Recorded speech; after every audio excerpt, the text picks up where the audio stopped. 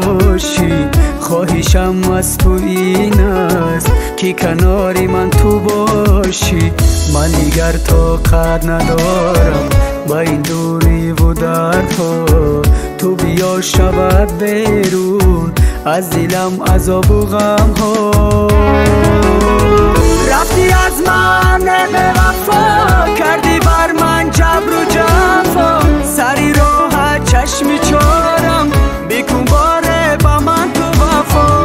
دردی قلبم نمیدانی، زی چشمانم نمیخوانی که دلم پر زی غم ها شد ولی با من نمیمانی. من طلب دارم که تو تا ابد با من بمانی. زی چشمانم با محبت درد عشقم را بخوانی. زندگیم با تو شیرین است وقت با من تو هستی. زندگیم خار و سنگین است وقت با من تو نیستی.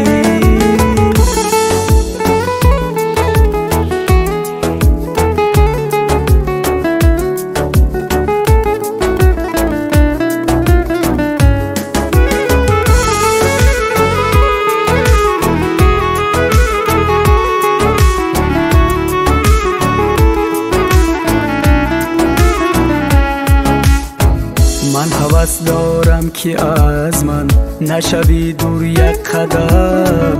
با هزاران آرزو پیشت روبرویت آمدم. رد نکن این قلبی عاشق با هوس آمد به سویت. تا ابد هستم من عاشق مرده‌ام در آرزویت. رفتی از من به وفا، کردی بر من جبر و جفا. سری راحت چشمی چارم بکن باره با من تو وفا.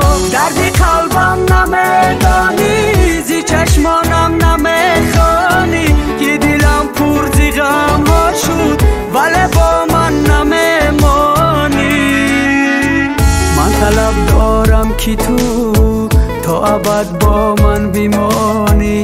زی چشمانم با محبت درد عشقم را بخوانی. زندگیم با تو شیرین است وقت با من تو هستی. زندگیم خار و سنگین است وقت با من تو نیستی.